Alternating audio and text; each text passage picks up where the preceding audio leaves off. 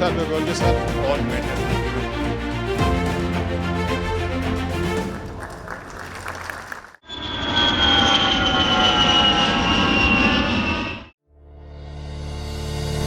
Bakıdan Antalya'ya uzanan bu yol bizi mühüm diplomatik platformaya aparır.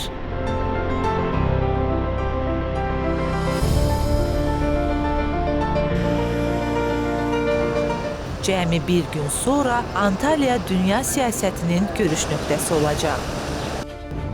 Ciddi təhlükəsizlik tədbirləri altında forumun ilk və ən gərgin günü başlayır. Antalya Diplomatiya Forumu bu il xüsusilə də dünyada gərginliklərin artdığı bir dövrdə keçirilir. Amerika Birləşmiş Ştatları İran münasibətlərinin kəskinləşməsi də müzakirə edilən əsas mövzulardan biridir. Səsləndirilən fikirlər isə gələcək siyasi qərarların hansı istiqamətdə olacağına işarə edir. Gələcəyi planlaşdırarkən qeyri-müəyyənliklərin öhdəsindən gəlmək adlı forumda 150-dən çox ölkədən 20-dən artıq hökumət və dövlət başçısı, 50-dən çox nazir, 79 təşkilatın nümayəndəsi iştirak edir. İştirakçıların coğrafiyasına baxdıqda Avropa, Asiya və Afrika regionlarının üstünlük təşkil etdiyi görünür. fazla katılımlı bir forum. Çok kritik günlerden geçiyoruz. İnşallah bu forum bu küresel ve bölgesel konulara ciddi katkıda bulunacak. Amerika Birləşmiş Ştatları İran danışıqlarına ev sahibliyi etmiş Pakistanın baş nazirinə də Azərbaycanla bu müstəvidə əməkdaşlığa dair sual ünvanlayıram. Azərbaycan və Pakistan bu məsələdə necə əməkdaşlıq eləyə bilər? Azərbaycan və Pakistan qardaş və dost ölkələrdir. Biz hər sahədə, hər addımda bir-birimizlə əməkdaşlıq edirik. Hətta hazırki böhran məsələlərində də Prezident İlham Əliyevlə çox yaxın təmasdayam və biz bu problemi birlikdə həll edəcəyik. Müzakirələr səhərdən başlasa da bir neçə dəqiqə sonra forumun rəsmi açılışı reallaşacaq. Elə bu məqsədlə Azərbaycan prezidenti də məkana gəlir.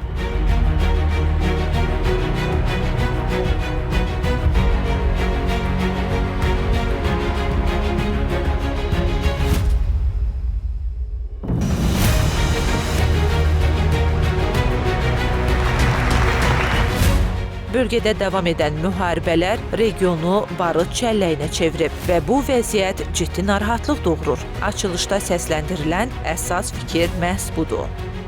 Azərbaycanın bu platformadan verdiyi mesajla bağlı Hikmət Hacıyev ARB 24-ün də sualını cavablandırır.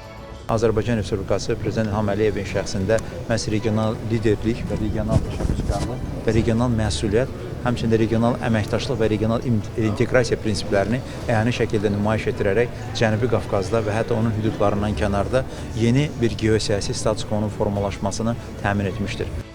Günün gərgin gündəliyi fonunda liderlər əməkdaşlıq mesajı verir. Türkiyə, Azərbaycan və Pakistan modeli nümunə kimi təqdim olunur.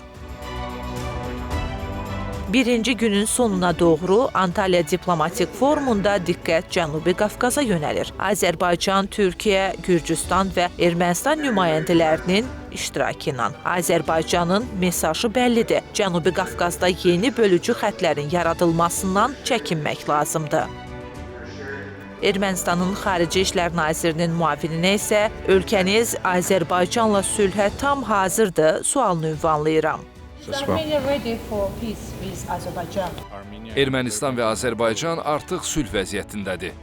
Bəs sülh müqaviləsinin imzalanması? Sülh sazişinin mətni artıq paraflanıb və biz onun imzalanması və sonraki ratifikasiyası istiqamətində Azərbaycan tərəfi ilə işi davam etdirəcəyik. Növbəti sualım isə potensial ithal məhsulları ilə bağlıdır.